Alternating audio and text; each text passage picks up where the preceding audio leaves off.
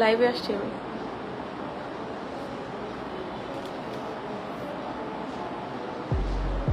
যারা যারা বোকাশোকা মানুষ আছো তাদেরকে বলি, তারা হচ্ছে লাইভ দেখে দেখে আমাকে ইনবক্স করো।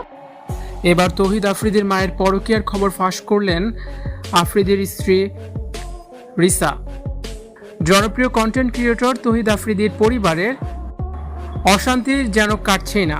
একদিকে দীর্ঘ আইনি জটিলতা, অন্যদিকে পারিবারিক ভিতরের অশান্তি, সব মিলিয়ে চরম বিপর্যস্ত সময় পার করছে আফ্রিদির পরিবার। সম্প্রতি প্রবাসী সাংবাদিক ইলিয়াস হোসাইন দাবি করেছেন, আফ্রিদির বাবা কারাবন্দী থাকার সুবাদে তার মা একটি বিবাহ বহির্ভূত সম্পর্কে জড়িয়ে পড়েছেন। এই খবরটি সামনে আসার পর থেকে আফ্রিদির স্ত্রী রামিসা আল রিসা চরম হতাশা ও পারিবারিক অশান্তির মুখোমুখি হয়েছেন বলে জানা গেছে।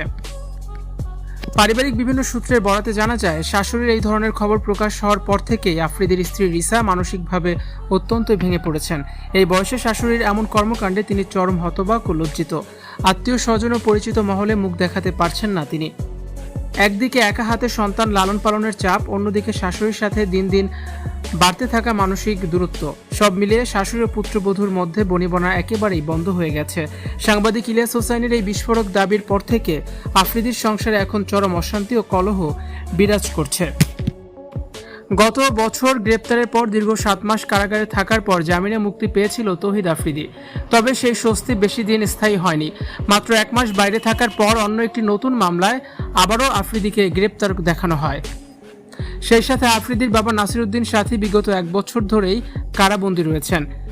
পরিবারের 2 অভিভাবক পুরুষ সদস্য এখন কারাগারে।